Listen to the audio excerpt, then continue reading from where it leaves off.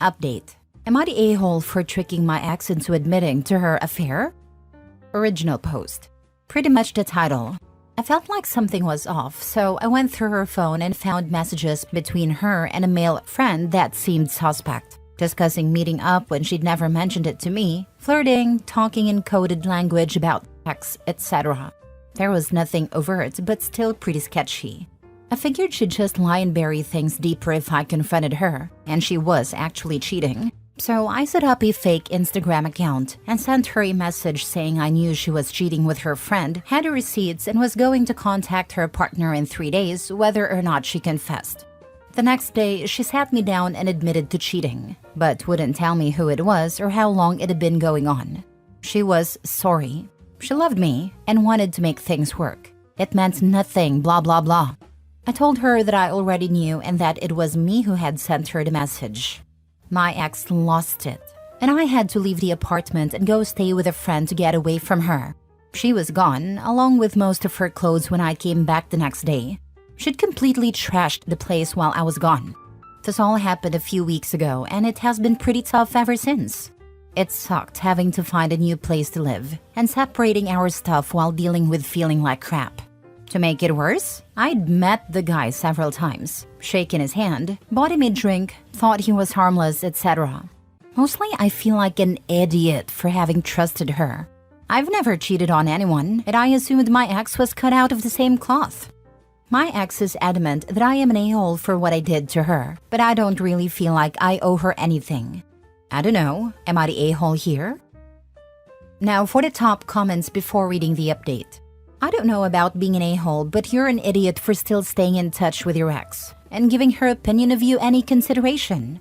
I know idiot is harsh, and I don't actually mean it in a nasty way, but more for hyperbole to drive home the point.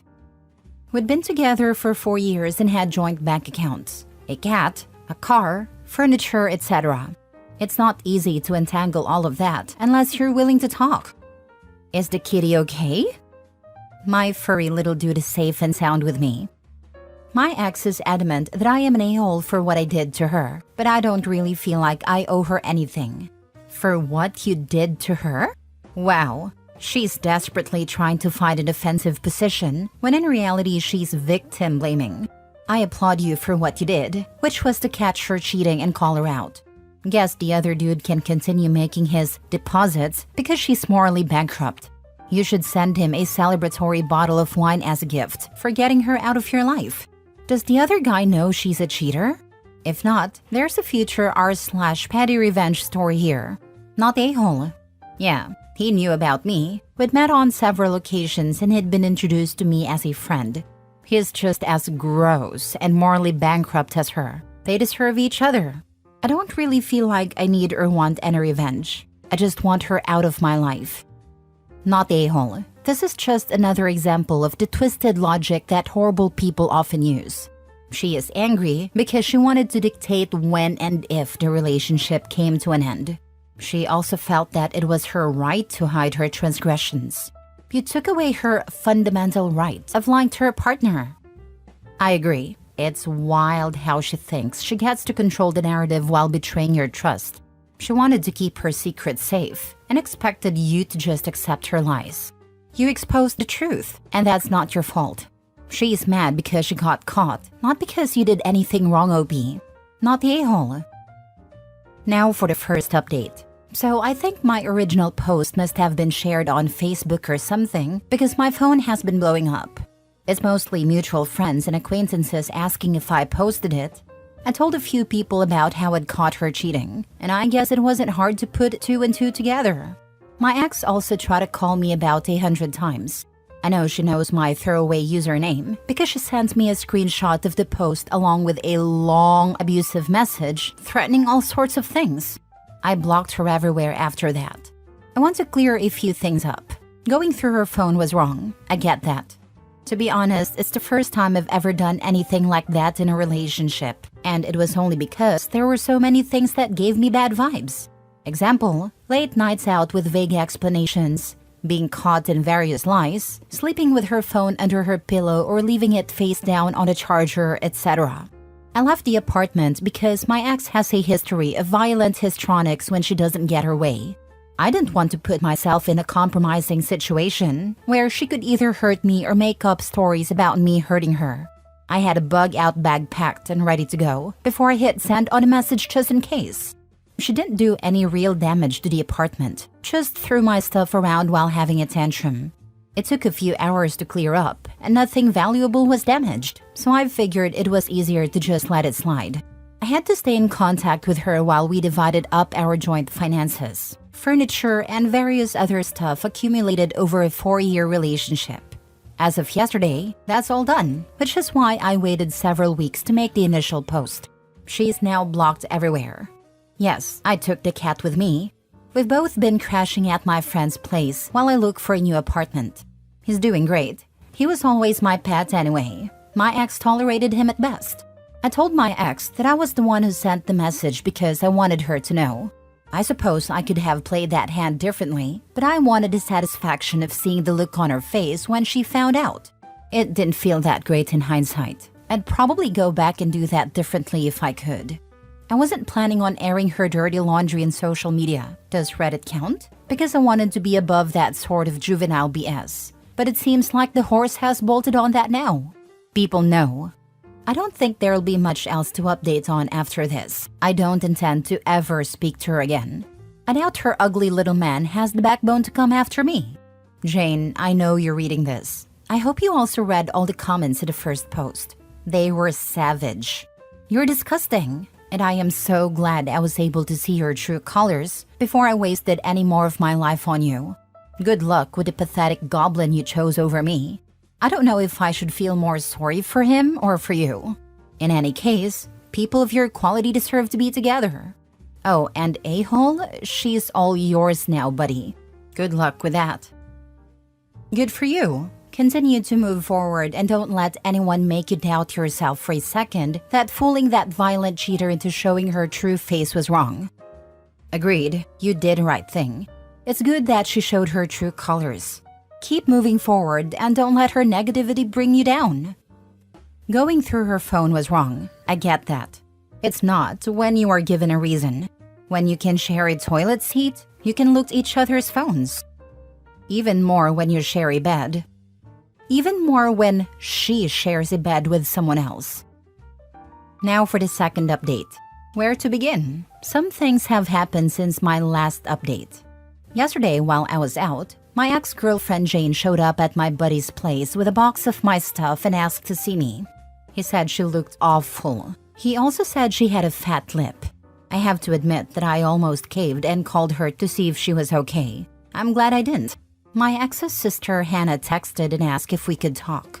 We always got along and I have no issues with Jane's family, so I called her after I got home. We talked for about an hour. She wanted to apologize for her sister's behavior, but she also told me about some of the things that have been happening over the last few weeks. Jane has been staying with her sister since we split, and a-hole, the guy she was cheating with, has been coming around regularly. They got into a huge fight yesterday, and Jane lost it at a-hole. Her sister had to pull her off him, and a-hole's elbow connected with my ex's face while he was trying to get away from her. Turns out he's not single, and his girlfriend found out about Jane. It also turns out that my ex wasn't his only side piece. After Hannah kicked him out, my ex-girlfriend spilled her guts. She's been lying to her family about everything. She told them that I cheated and she broke up with me. Hannah said that my ex had confided in a couple of her friends about the way she got caught out. One of them saw the original AITA post and sent it to her since the details lined up almost exactly. Her friend must have shared the post with other people too, and from there it kind of snowballed. Hannah said that she's given my ex a week to find somewhere else to stay. So that's it, I guess. It seems like the truth has finally come to light, and you're better off staying away from the drama and focusing on moving forward.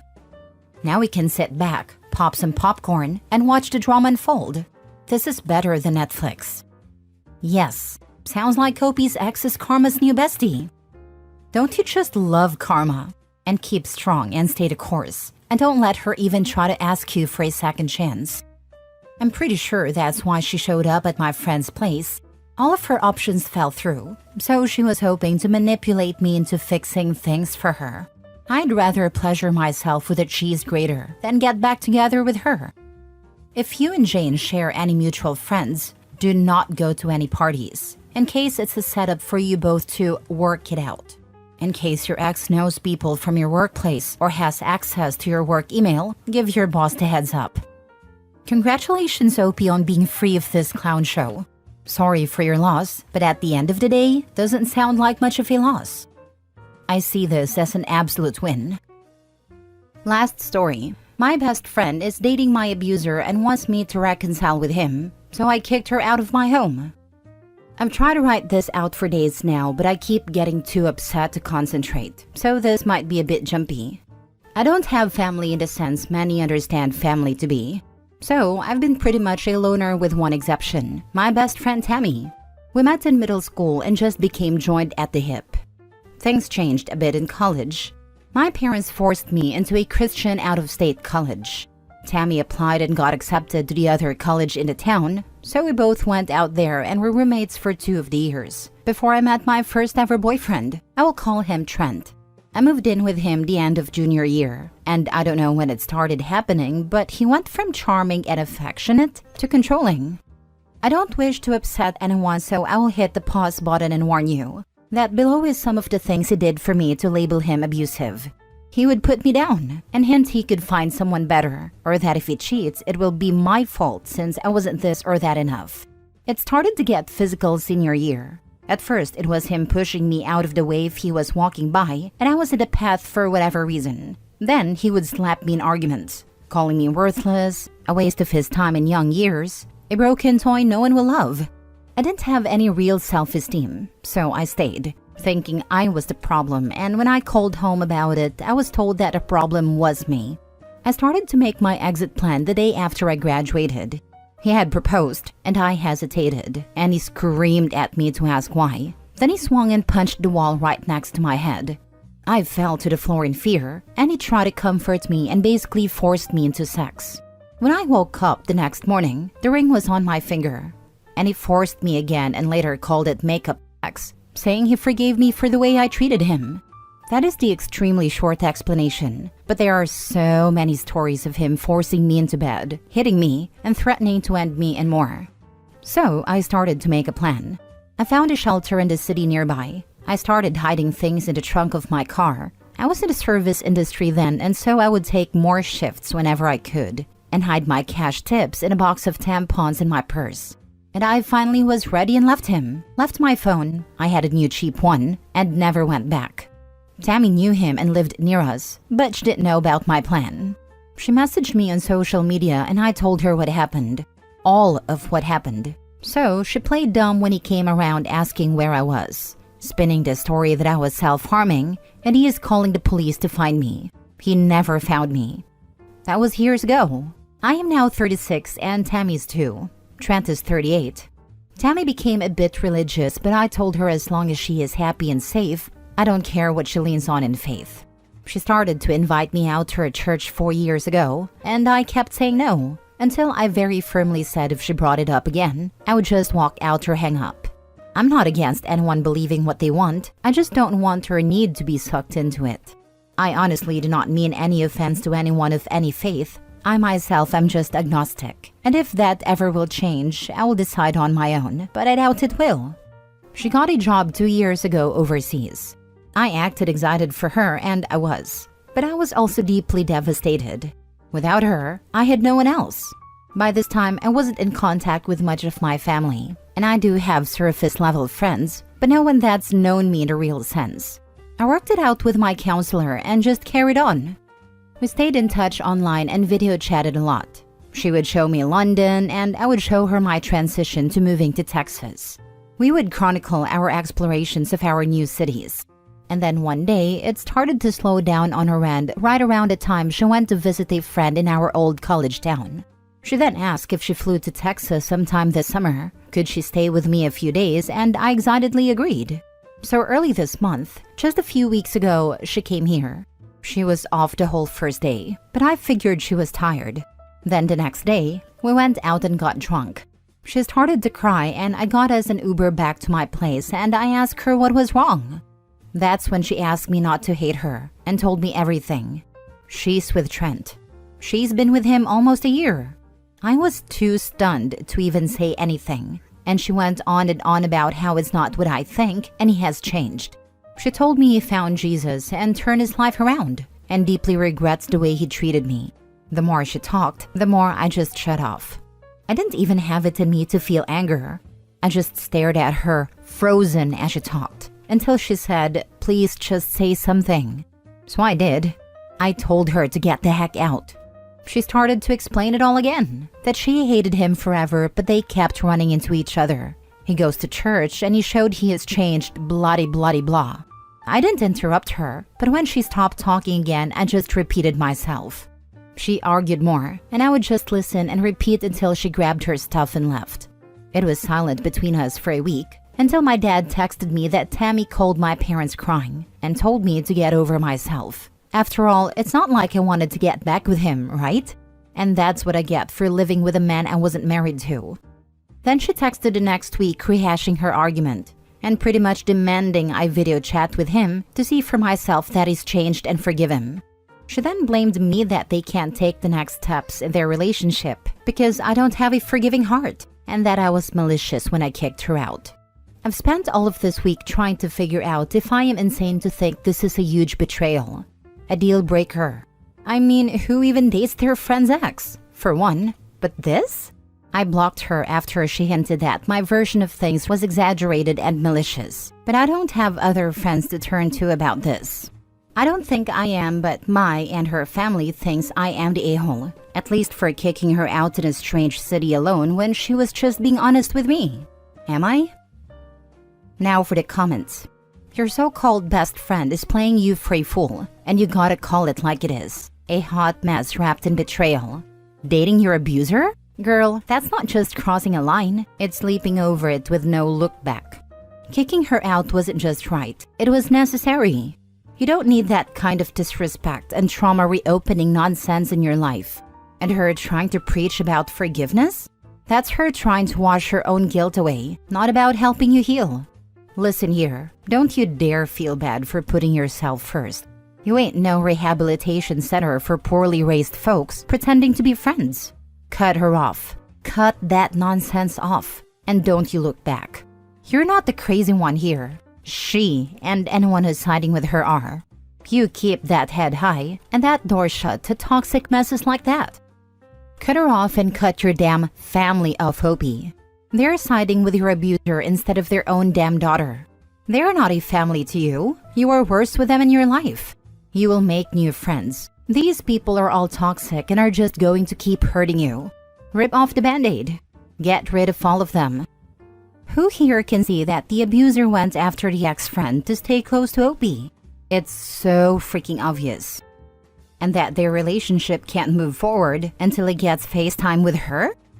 Yeah. That is manipulative AF.